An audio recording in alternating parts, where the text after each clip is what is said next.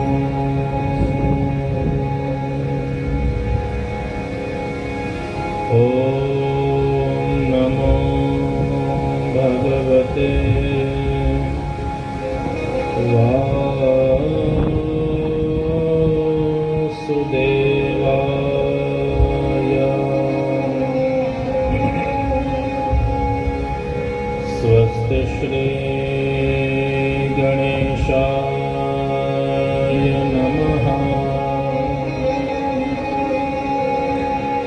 श्री सरस्वत्यै नमः। श्री गुरुभ्यो नमः।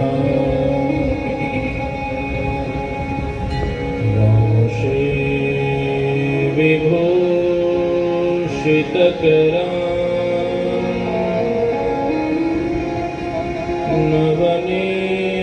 नवनीरदाभा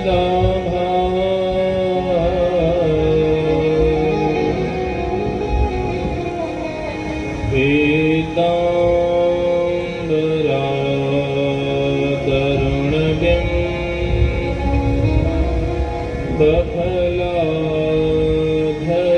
बफलाधरोष्ठा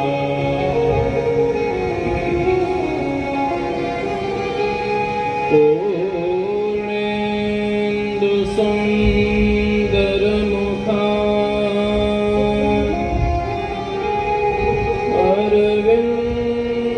अरविन्दनेत्रा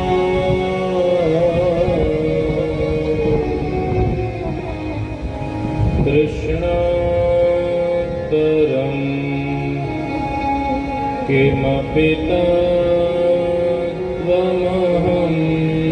न जाने।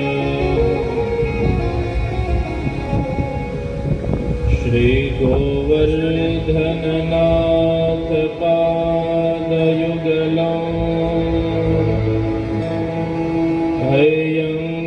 हयंगवेन प्र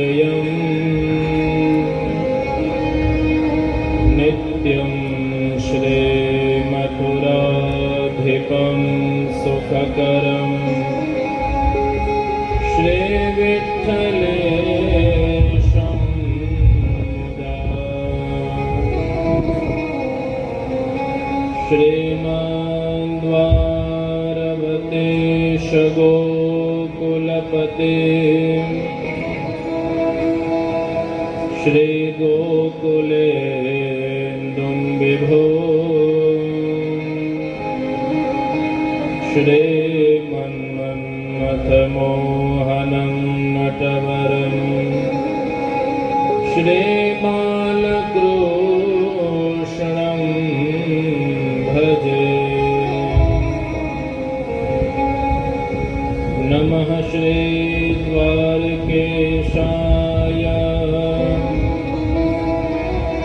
परमानन्दमूर्तये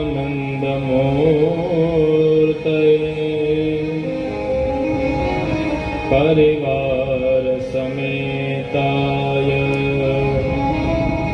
शङ्खोद्धारविराजिने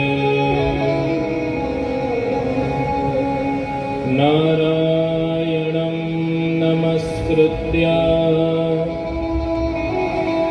नरं चैव नरोत्तमं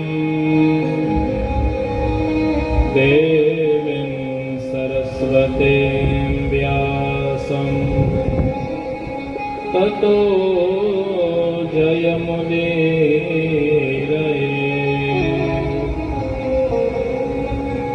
गुरुर्ब्रह्मा गुरुर्विष्णुः गुरुर्देवो महेश्वरः गुरुः साक्षात् परब्रह्मा तस्मै श्री गुरवे नमः। श्री गोवर्धननाथ की जय। श्री रसराज भगवान की जय। राधा कृष्ण भगवान की जय। श्री द्वारिकाधीश की जय। हरे कृष्ण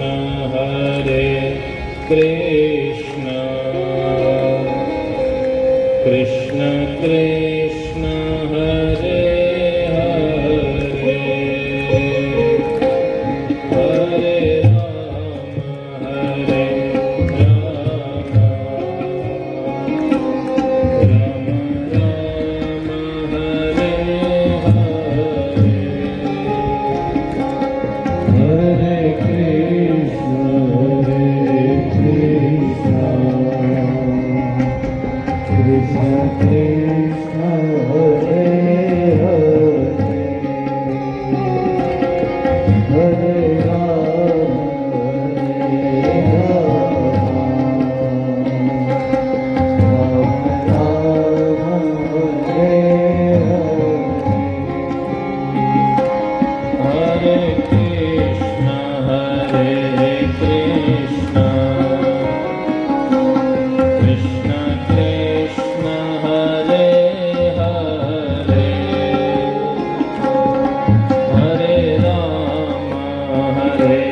राम राम राम हरे हरे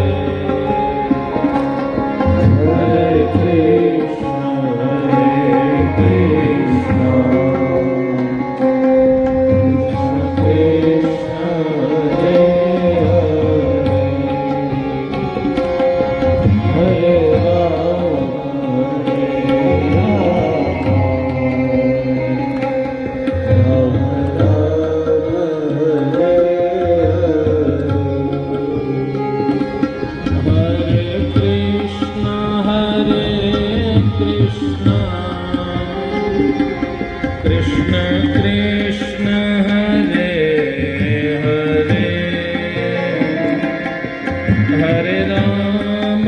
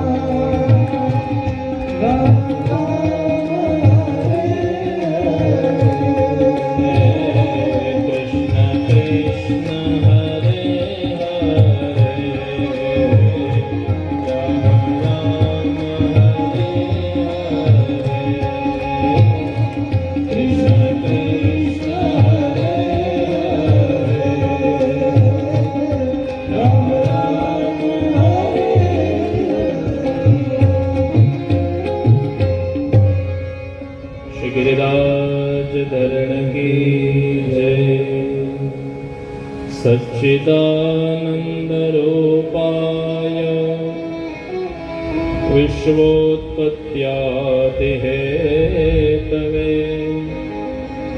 तापत्रय विनाशाय श्रीकृष्णाय वयं नमः।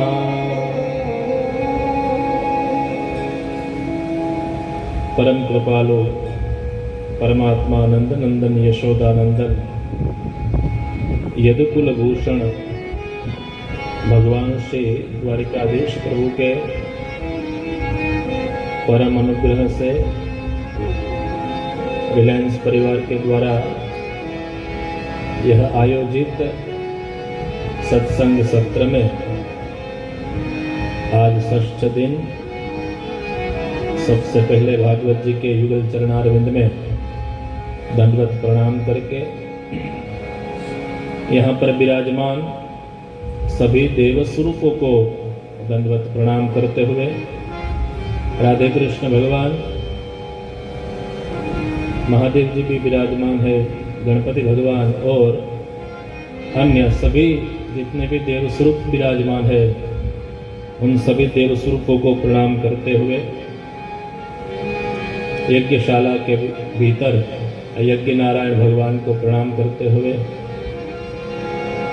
इस भूमि में विराजमान सभी पूजनीय विप्रवृंद सभी ब्राह्मण देवताओं को भी प्रणाम करते हुए जिसका हमें मार्गदर्शन मिल रहा है ऐसे हमारे शास्त्री श्री सेजल भाई रावल और यहाँ जितने भी पौरोहित्य कर्म में उपस्थित है सभी विप्रवृंद के चरणों में प्रणाम।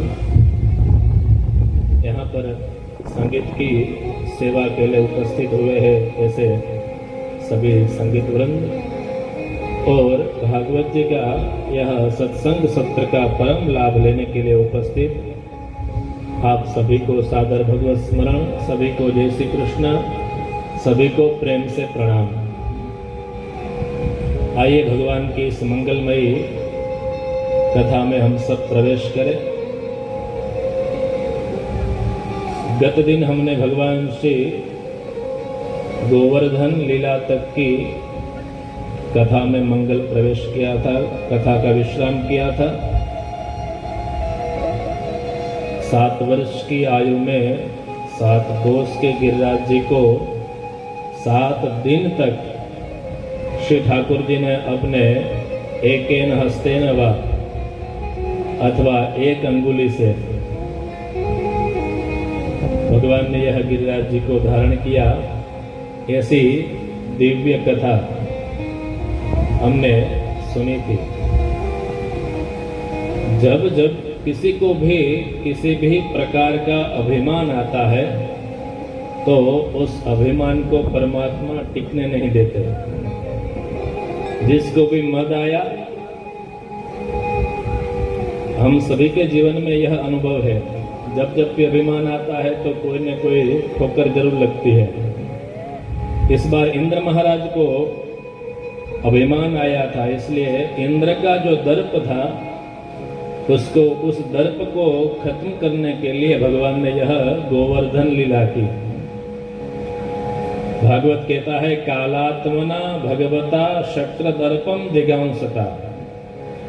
कालात्मा भगवान ने शक्र यानी इंद्र, उस इंद्र को जो दर्प हुआ, जो अभिमान हुआ, उस दर्प को दूर करने के लिए यह लीला की।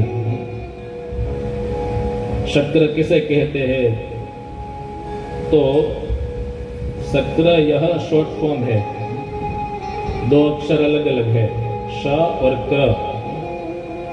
श मानी शत, क्र मानी क्रतु। 100 यज्ञ जो भी कुछ करे, 100 अश्वमेध यज्ञ जो करे उसे इंद्र का पद मिलता है। तो शत यानी 100, क्रतु यानी यज्ञ। इंद्र महाराज ने 100 यज्ञ अश्वमेध यज्ञ पूर्ण किए थे, इसलिए उसे शक्र कहते हैं।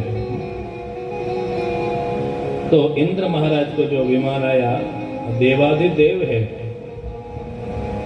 देवों के अग्रगण्य है, ऐसे इंद्र को भी जब अभिमान आया तो भगवान ने उस अभिमान को दूर किया है।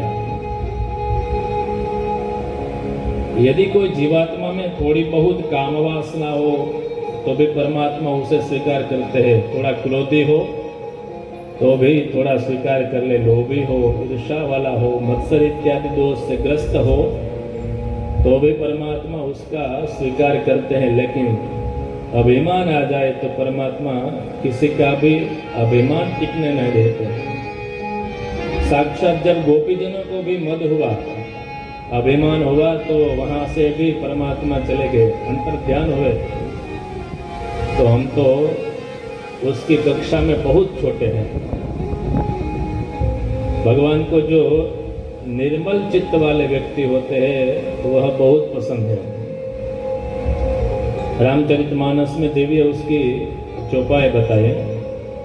निर्मल मन जन सो मोहि पावा, निर्मल मन जन सो मोहि पावा, निर्मल मन जन सो मोहि पावा, निर्मल मन जन सो मोहि पावा, मोहि कपट छल छिद्र भावा, मोहि कपट छल छिद्र भावा, मोहि कपट छल छिद्र भावा, मोहि कपट छल छिद्र भावा,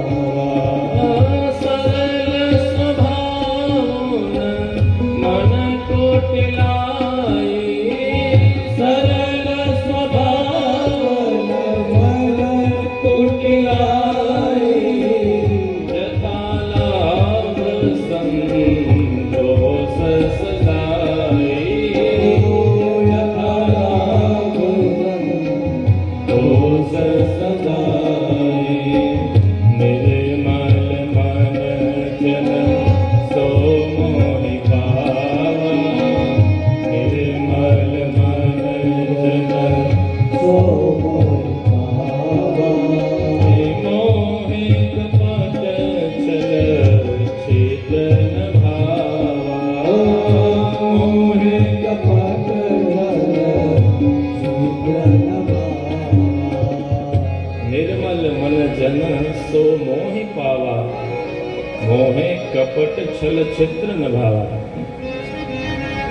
જેનું મન નિર્મલ હોય એવા વ્યક્તિ પરમાત્માને ખૂબ પ્રિય છે। તો એ મન નિર્મલ કેવી રીતે થાય? તો કે જીવાત્મા જ્યારે આવા સત્સંગોમાં જાય ને ત્યારે ધીમે ધીમે એનું મન છે નિર્મલ થાય।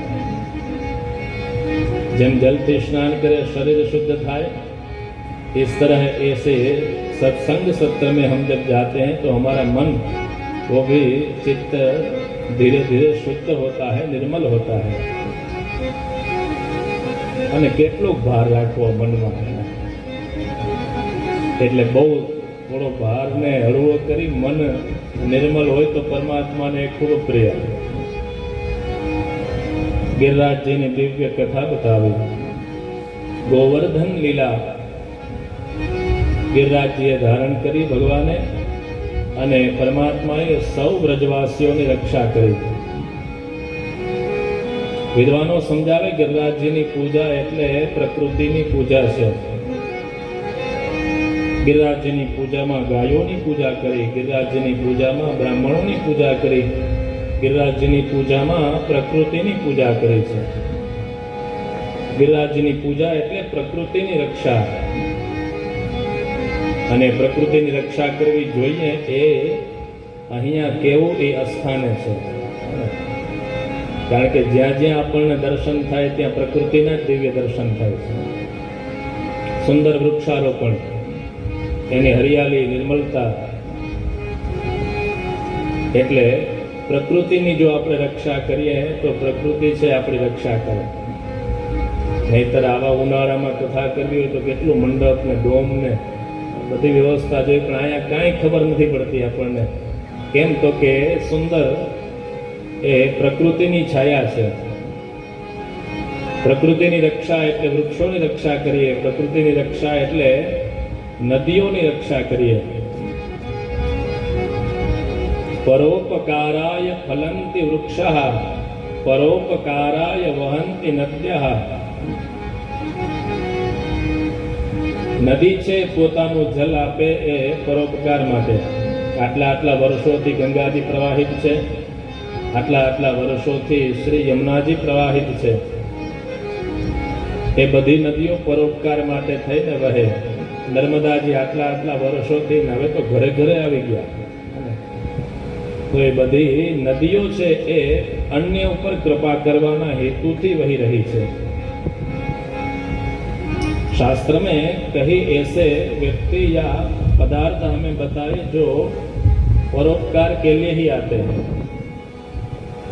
शास्त्र में निर्देश करते हैं रविश्चंद्रो घना वृक्षः नद्यो गावश्च सज्जनाः एते परोपकाराय युगे देवेन निर्मिताः. जो भी तत्व इसमें बताए ये सभी अन्य के ऊपर उपकार करने के लिए आते हैं. बहुत सरल संस्कृत भाषा में बताया. रवि चंद्र घना वृक्ष. सबसे पहले रवि यानी सूर्य नारायण.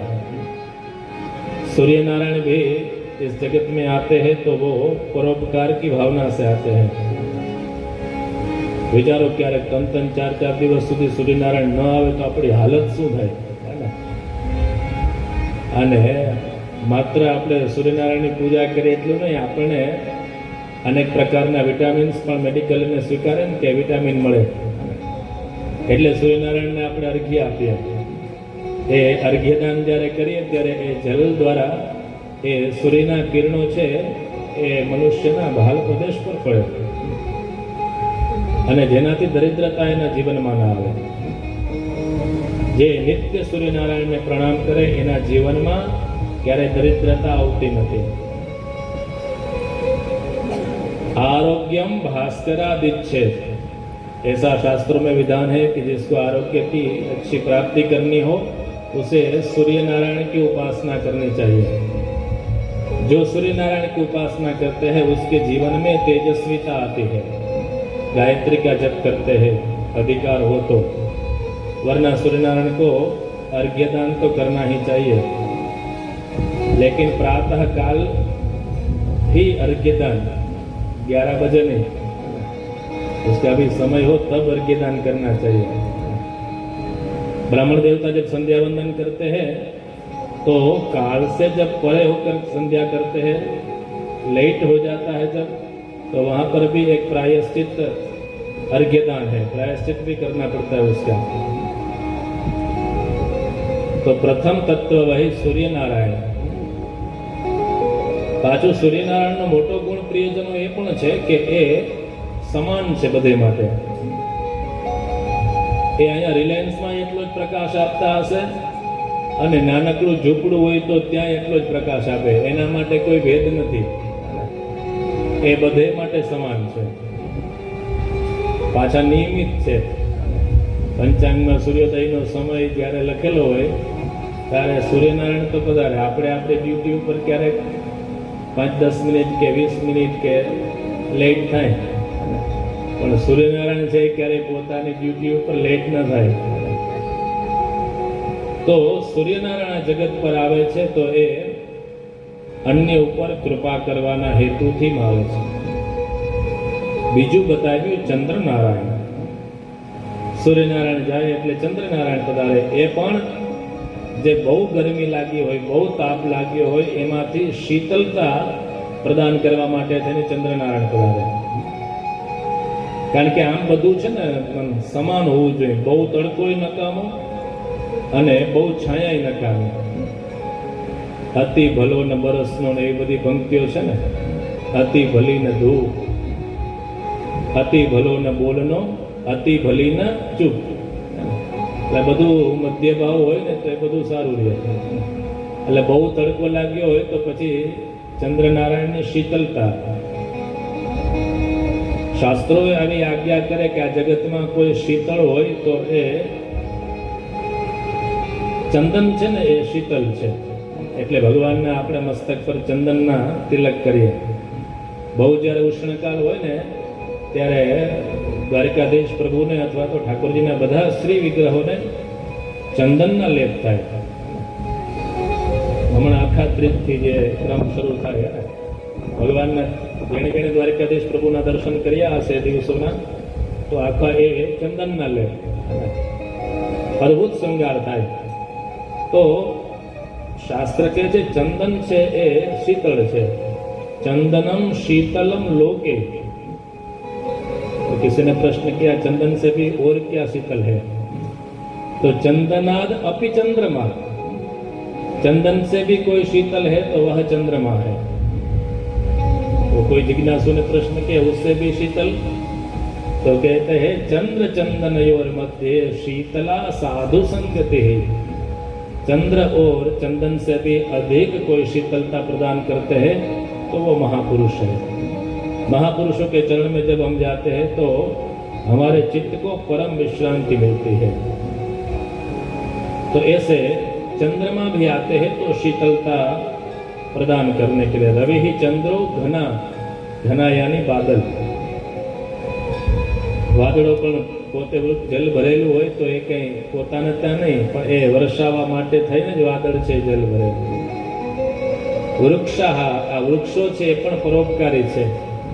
એટલા પરોપકારી છે કે એને પથ્થર મારો ને તોય ફળ આપે. તો એ વૃક્ષા, નદ્ય, નદીઓ, ગાવશ્ચ, ગાય માતા અને સજ્જના, મહાપુરુષો. એ પછી કોઈ પણ વેશમાં હોય, બાહ્ય વેશ કોઈ પણ એનો હોય, પણ જે બીજા માટે કંઈક ઉપયોગી થતા હોય એવા सज्जनों, ये सब परमात्मा ने परोपकार के लिए इस युग में उसको भेजा है. आपको यहाँ पर जाना है और सभी के ऊपर उपकार करना है. तो गोवर्धन पूजा यानी प्रकृति की पूजा, गिरिराज जी की पूजा यानी वृक्षों का पालन पोषण हो, उसका संवर्धन हो, नए नए वृक्ष का आरोपण किया जाए.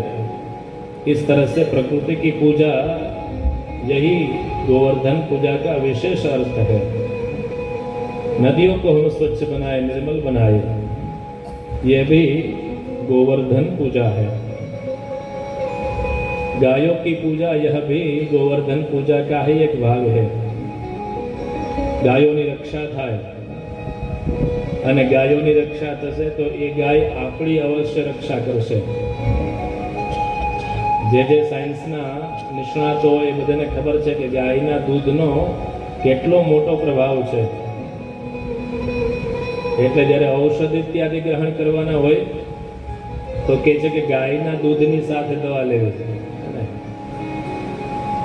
એટલે એના નિષ્ણાતો એવું કહે કે તમે ડિમાન્ડ વધારો એટલે સપ્લાય તો એની મેળે થાય. ગાયના દૂધની જ્યારે ડિમાન્ડ વધશે એટલે બધા એનું પાલન પોષણ સંવર્ધન એની મેળે કરવા લાગશે. અનેક રીતે ગાય છે ઉપયોગી છે. એ ગૌમૂત્ર હોય, ગોરજ હોય, ગોમય હોય, ગાયનું દૂધ હોય, અનેક રીતે ગાય માતા છે આપણી રક્ષા કરે. ત્યાર પછી બતાવ્યું ગોવર્ધન પૂજામાં બ્રાહ્મણોની પૂજા કરી.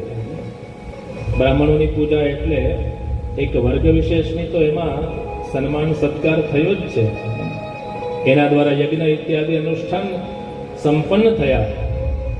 પણ બ્રાહ્મણોનો એક વિશેષ વિદ્વાનો અર્થ બતાવે કે જે બુદ્ધિજીવી લોકો છે, જે સમાજનું વિચાર ટેન્ક છે, જે સમાજને સદવિચાર આપે છે, એ પણ બ્રાહ્મણ છે. જેની પાસેથી આપણને કંઈક યોગ્ય માર્ગદર્શન મળે એનું પણ સન્માન કરવું એ પણ ગિરિરાજજીની પૂજા છે. તો વિવિધ રીતે આવા વિશેષ વિશેષ અર્થ આપણને સૌને એ બતાવ્યા છે. એક અર્થ મહાપુરુષો સમજાવે. ગોવર્ધન એટલે ગો એટલે ઇન્દ્રિય, અને વર્ધન એટલે વધવું. આ શરીર છે ને એ પણ એક પ્રકારનું ગોવર્ધન છે.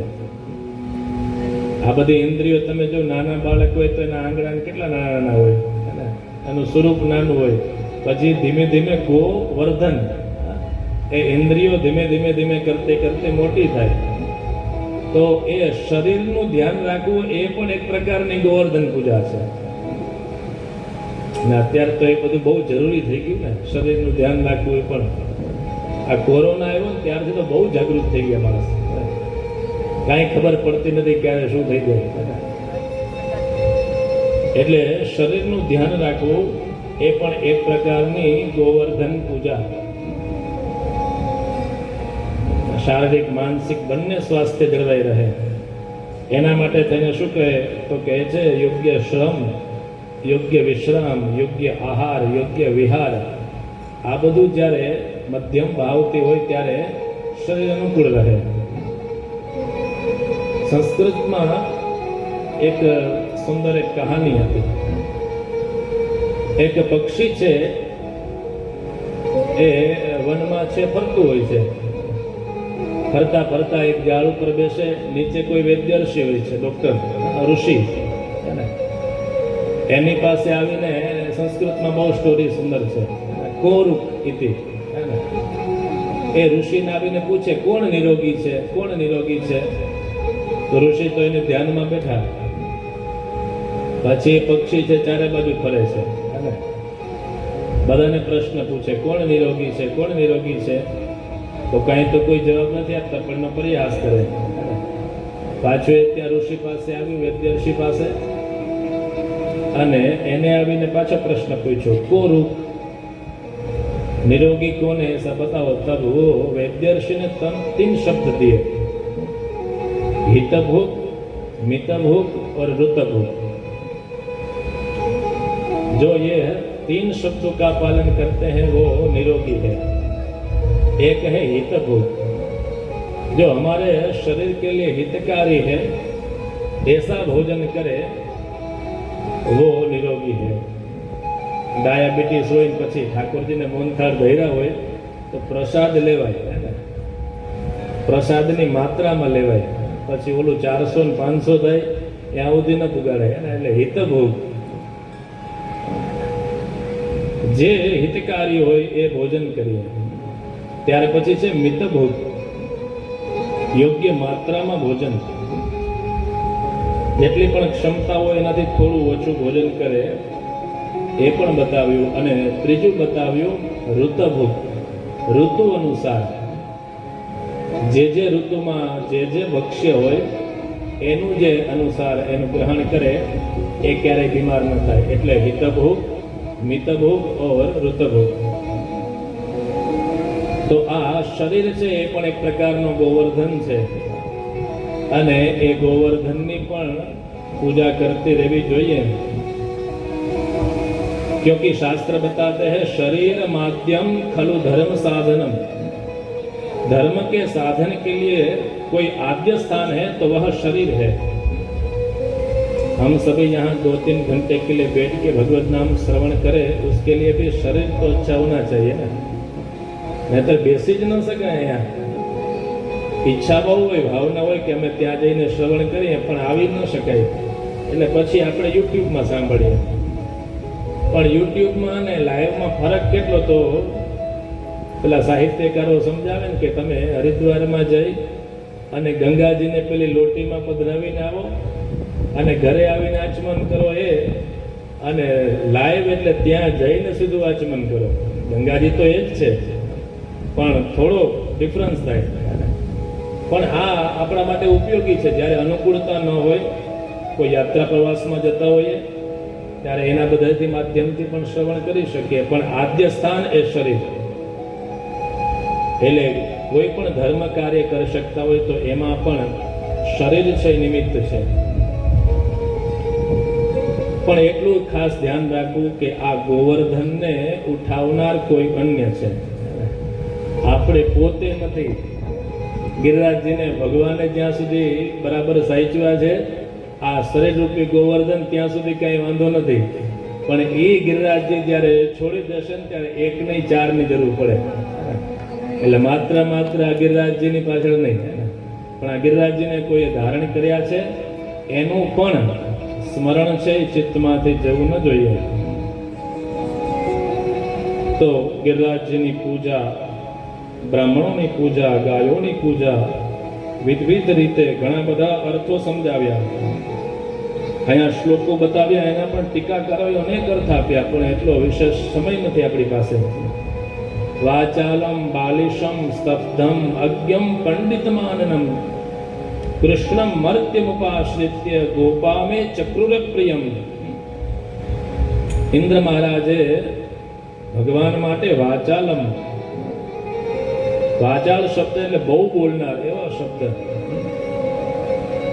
આ તો એનો સાદો અર્થ થયો, પણ ભાગવતના ટીકાકારો કહે છે કે વાચા અલમ ઇતિ વાચાલમ, જેની સ્તુતિ કરતા કરતા વાણી પૂર્ણ થઈ જાય એવા પરમાત્મા. કૃષ્ણ મર્ત્યમુપાશ્રિત્ય ગોપામે ચક્રુર પ્રિયમ. ગોપજનોએ સાથે મળી અને ગિરિરાજજીની પૂજા કરી છે. બધા ખૂબ પ્રસન્ન થયા અને એક સ્વરૂપે ભગવાને ગિરિરાજજીને ભોગ ધરાવ્યા અને એક સ્વરૂપે પરમાત્માએ એ ભોગ છે ગ્રહણ કર્યા. એટલે ગિરિરાજજી છે ભગવાનનું જ એક અન્યતમ રૂપ છે. કૃષ્ણસ્ત્વન્યતમમ રૂપમ ગોપ વિશ્રંભણમ ગતઃ શૈલોસ્મીતિ વદન ભૂરી બલિમાદત બૃહદ્વપુઃ. ભગવાને પોતાનું જ એક સ્વરૂપ છે એ શ્રી ગિરિરાજજીમાં પધરાવી અને ગોપજનોએ જે ભાવથી ભોગ સામગ્રી ધરાવી એનો સ્વીકાર કર્યો છે. આદિ ભૌતિક રૂપે પરમાત્મા છે ગિરિરાજજીમાં નિત્ય નિવાસ કરે.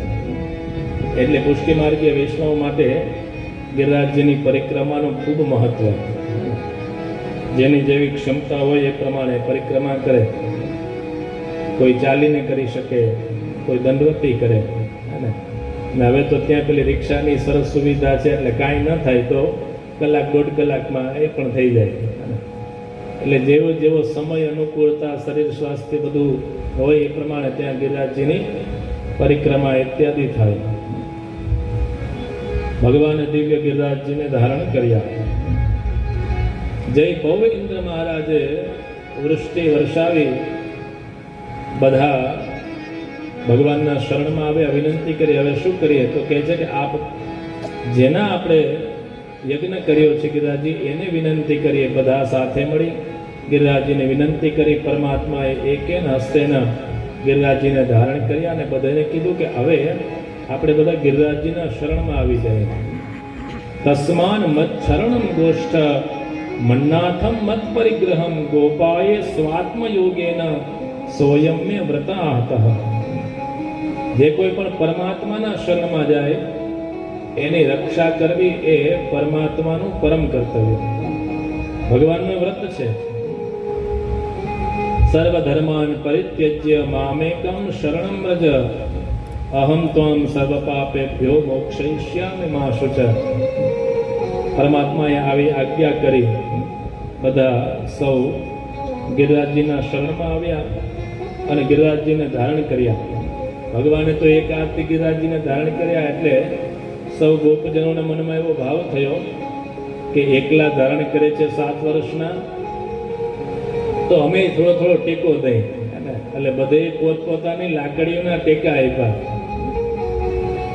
એટલે મહાપુરુષો વિદ્વાનો સમજાવે કે કોઈ સારું કામ થતું હોય તો એમાં આપણી લાકડીના ટેકા આપવા, અને ટેકો આપીએ ને તો કાર્ય છે એ વિશેષ સફળ થાય. ભગવાને આપણને સામર્થ્ય આપ્યું હોય તો સહાય કરવી, પણ કદાચ આપણે સહાય ન કરી શકીએ તો એમાં બાધારૂપ તો ન જ બનવું. જ્યારે જ્યારે કોઈ સારા કર્મ થતા હોય તો યથાશક્ય સહકાર આપવો જોઈએ. આ બધી કથાઓ મનુષ્યને માનવ મૂલ્ય પણ સમજાવે.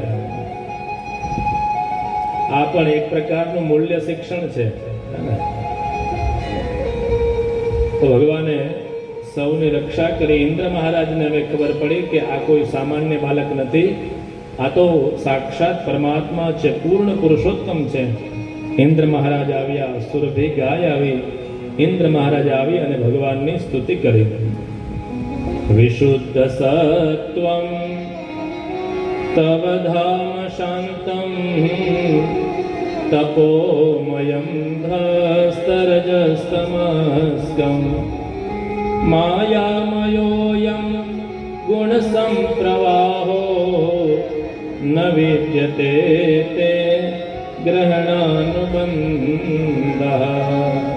ભગવાન આપનું તો સ્વરૂપ કેવું છે? વિશુદ્ધ સત્વમ, વિશુદ્ધ સત્વ સ્વરૂપ એવા પરમાત્મા, અમે આપના ચરણોમાં પ્રણામ કરીએ છીએ.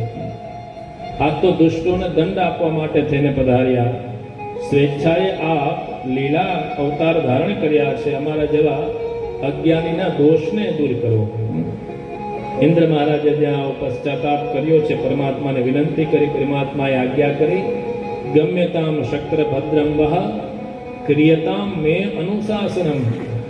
મારી આજ્ઞામાં રહી અને પછી આપણે આપનું કાર્ય કરવાનું છે.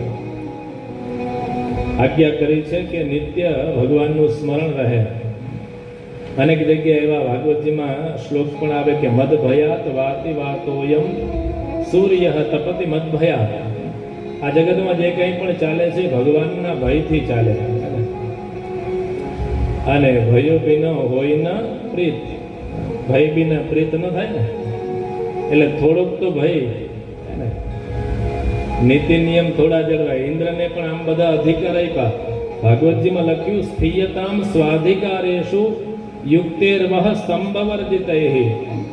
તમારા જેટલા અધિકાર હોય એ અધિકારમાં રહો, પણ અનુશાસનમાં રહીને. એટલે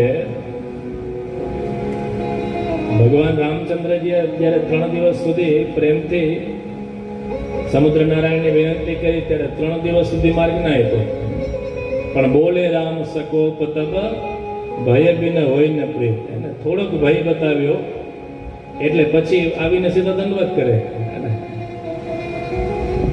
તો અહીંયા પણ આજ્ઞા કરી કે અધિકારમાં રહો પણ અનુશાસનમાં રહીને કાર્ય કરે. સુરભી આવી છે.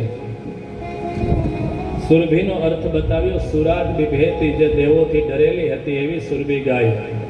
હવે ભગવાનના શરણમાં આવી અને કામધેનુ એ ભગવાન પર દિવ્ય અભિષેક કર્યો છે. આવી દિવ્ય કથાઓ, ગિરિરાજજીની લીલા આપણને સૌને ભગવાને ભાગવતજીમાં એ દિવ્ય લીલાનું શ્રવણ કરાવ્યું. આવો 1-2 મિનિટ માટે આપણે સૌ પણ ગિરિરાજજીની સ્તુતિ કરીએ. મુજે દે દર્શન गिरधारी रे तेरी सांवरी सूरत पे मेवारी रे. मुझे दे दर्शन गिरधारी रे तेरी सांवरी सूरत पे मेवारी रे. मुझे दे दर्शन गिरधारी तेरी सांवरी सूरत पे मेवारी. मुझे दे दर्शन गिरधारी रे तेरी सांवरी सूरत पे मेवारी. हे जमुना तट हर धेनु चरावे, मधुर मधुर स्वर में न बजावे. जमुना तट हर मधुर मधुर स्वर धेन बजावे. जमुना तट हरि धेनु चरावे, मधुर मधुर स्वर धेन बजावे. जमुना तट हरि धेनु चरावे, मधुर मधुर स्वर धेन बजावे. कांधे कमरिया कारी रे हरि, कांधे कमरिया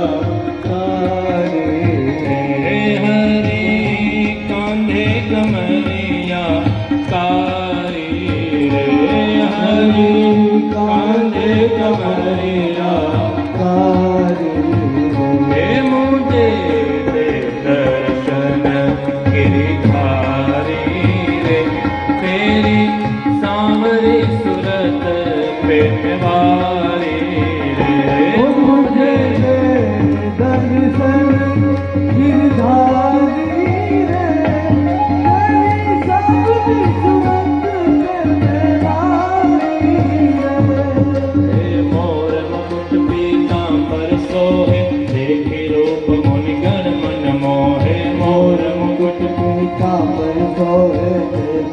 रूप मुनिगण मन मोहे। हे मोर मुकुट पीतांबर सोहे देख रूप मुनिगण मन मोहे। मोर मुकुट पीतांबर सोहे देख रूप मुनिगण मन मोहे।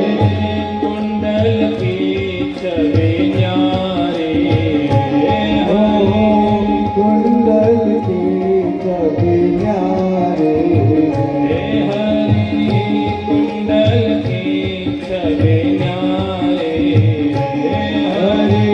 कुंडल की छवि न्यारी।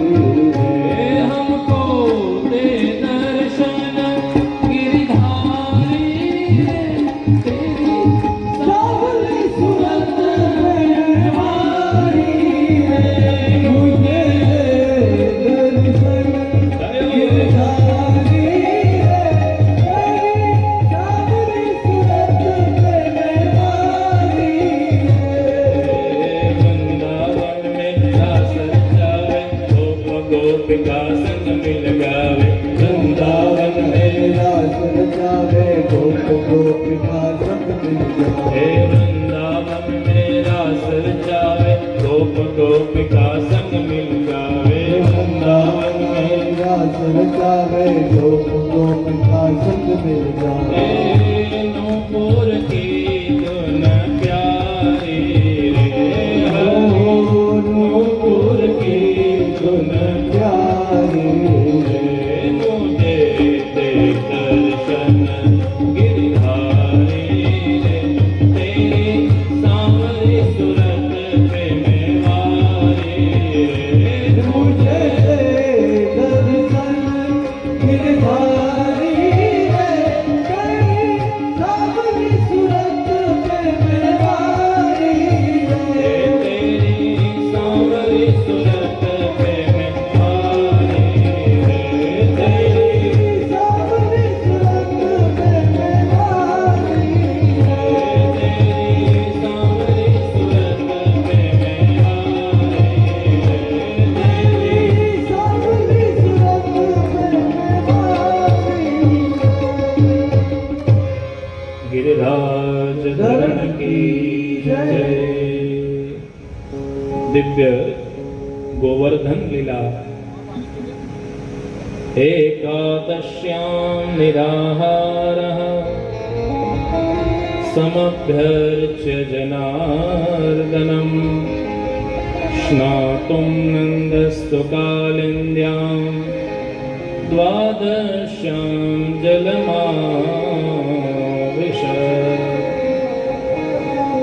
भगवान अब आगे जाके वरुण जी को जो अभिमान हुआ था वो वरुण के पराभव की कथा बताते हैं। पूर्व में ब्रह्मा जी को जो मोह हुआ उसको नष्ट किया। दावानल के रूप में अग्नि का जो मोह था उसे दूर किया। इंद्र महाराज का जो मद था उसे भी दूर किया। अब वरुण भगवान के पराभव की यहाँ पर कथा बताई। एकादशी का दिन था। सभी विशेष रीत से भगवान की पूजा अर्चना करते थे। एकादशी में शू करवू जोईए? एकादश्याम विशेषेण कर्तव्यम भोजनद्वयम। सामान्य अर्थ होय तो हम राजी થઈ જાય સાંભળીને। ભોજનદ્વયમ અને બે વાર બરાબર ભોજન કરો લખ્યું છે ને શાસ્ત્રમાં ભોજનદ્વયમ। પણ આમ સરળ अर्थ જોઉં ને તો એમ થાય કે 2 बार भोजन करना चाहिए। પણ વિશેષ કોઈ વિદ્વાનોના પાસે જાઓ તો સમજાવે કે ભોજન શબ્દને થોડો अलग करो। भो અને જન है ना। भो शब्द जो है वहां पर वो संबोधन के रूप में है।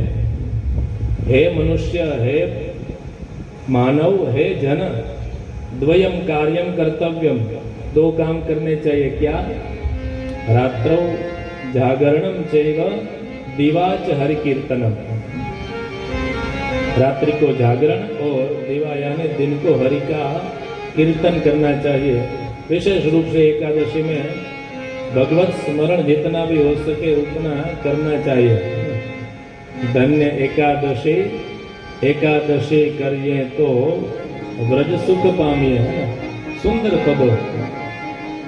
હવે એમાં થોડું સંશોધન થયું है ना। ધન્ય એકાદશી, એકાદશી કરીએ તો વેરાયટી પામીએ।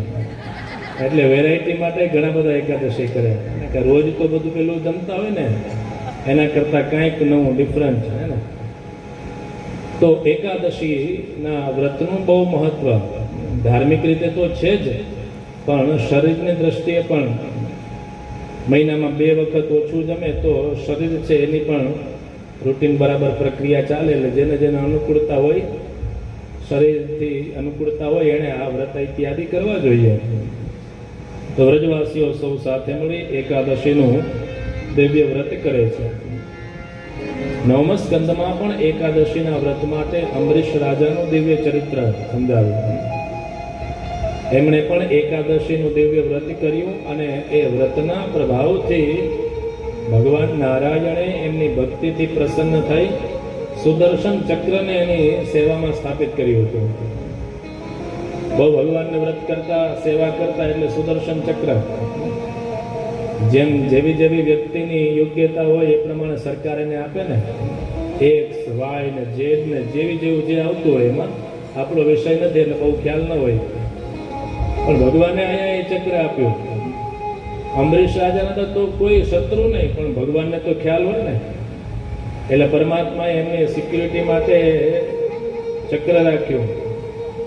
એક સમય એમણે દ્વાદશી યુક્ત એકાદશીનું વ્રત કર્યું 1 વર્ષ સુધી. અને હવે પારણાનો સમય આવ્યો તો એ પારણાના સમયે જ્યાં પારણા કરવા જાય ત્યાં તો દુર્વાસા ઋષિ પધાર્યા અને દુર્વાસા ઋષિનું સ્વાગત કરી, વિનંતી કરી કે ભોજન કરીને જજો. દુર્વાસા ઋષિ કે ભલે આપ આમંત્રણ આપો છો તો અમે ભોજન કરીને, પણ અમારે થોડા નિત્ય કર્મ છે બાકી છે, તો એ યમુનાજીમાં સ્નાન સંધ્યા કરીને પછી આવે.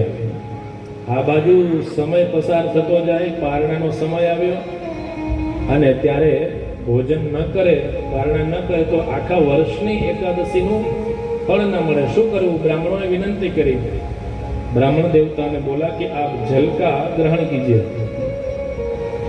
जल ग्रहण करने से पारणा भी हो जाएगा, फल भी मिलेगा और ब्राह्मण का अनादर भी नहीं होगा. पारणा कर्या पण कहेवाय अने न कर्या पण कहेवाय. कर्या कहेवायनो मतलब एवो थयो के तमने व्रतनुं फल मळे અને ન કર્યાનો મતલબ એવો થયો કે તમે બ્રાહ્મણનો અનાદર પણ ન કર્યો. પણ પછી આખી બધી કથા દુર્વાસા ઋષિજી આવે અને કહે છે કે તમે તો કેવા ભગવાનના ભક્ત છો, બ્રાહ્મણોને આમંત્રણ આપો છો અને પહેલા ભોજન કરી લ્યો છો. કૃત્યને પ્રગટ કરી. આમ તો દુર્વાસા છે ક્રોધપુંજ કહેવાય, જલ્દી જલ્દી ગરમ થઈ જાય, ટેમ્પરેચર બહુ હાઈ. કૃત્યને પ્રગટ કરી કે અમને મારી નાખો. અત્યાર સુધી તો પેલા સિક્યુરિટીની જરૂર નથી પડી, હવે જેવી કૃત્ય આવે એટલે તરત ચક્ર આવી અને કૃત્યને મારી. જેણે કૃત્યને પ્રગટ કરીને એ દુર્વાસાની પાછળ ચક્ર. હવે તો એ ઋષિ ભાગ્યા કે પાછળ મૃત્યુ આવે છે. બ્રહ્માજી પાસે ગયા, વિનંતી કરી. બ્રહ્માજી કહે છે મારું કામ નહીં, મહાદેવજી પાસે જાઓ. એમને વિનંતી કરી. મહાદેવજી કે મારું પણ કામ નહીં, જેનું ચક્ર છે એની પાસે જાઓ. દુર્વાસા ભાગતા ભાગતા ઠાકોરજી પાસે પધાર્યા. ભગવાન કહે છે અહમ ભક્ત પરાધીન, હું તો મારા ભક્તોને આધીન છું. મેં ચક્ર એકવાર આપી દીધું, હવે આ ચક્ર મારું કયું ન માને. તમે જેની પાસે છે એની પાસે જાઓ. હવે જેને બહુ અપશબ્દો કીધા હોય એની પાસે જઈને ક્ષમા યાચના કરવી કેવી અઘરી. અને એ પણ પાછા દુર્વાસા ઋષિને, કલિકાળનો માણસ હોય એને તો ફરતા વાર ન લાગે, પણ આ દુર્વાસા ઋષિ જેવાને તો બહુ કઠિન. પણ છતાંય આવ્યા અને ભગવાનના ભક્તોનું કેટલું મહત્વ હોય એ લીલાથી સમજાવ્યું. એટલે એ અંબરીશ રાજાએ એકાદશીનું દિવ્ય વ્રત કર્યું હતું. અહીંયા પણ સૌ વ્રત કરે છે. અને એ રાત્રિએ ખ્યાલ ના આવ્યો કે પ્રાતઃકાલ થયો કે શું થયું. નંદબાવા છે એ યમુનાજીમાં સ્નાન કરવા માટે જાય. મધ્યરાત્રિનો સમય હતો. વરુણના સેવકોને એવી આજ્ઞા હતી કે કોઈ પણ મધ્યરાત્રિમાં સ્નાન કરવા આવે તો એમને પકડી લેવા. વરુણના સેવકોએ નંદબાબાને પકડ્યા અને વરુણ લોકમાં ગયા. ભગવાનને જ્યાં સમાચાર મળ્યા, પરમાત્મા શ્રી હરિ ત્યાં પધાર્યા અને વરુણ લોકમાંથી નંદબાબાને છોડાવ્યા. જેવા ભગવાન પધાર્યા એટલે વરુણ ભગવાન તો ઊભા થઈ ગયા પોતાના સ્થાન ઉપર. સ્વાગત સત્કાર કરવા માંડ્યા, દંડવત પ્રણામ કરવા માંડ્યા. પોતાનું જે દિવ્ય આસન હતું એના ઉપર બિરાજમાન કરીને પ્રણામ કર્યા.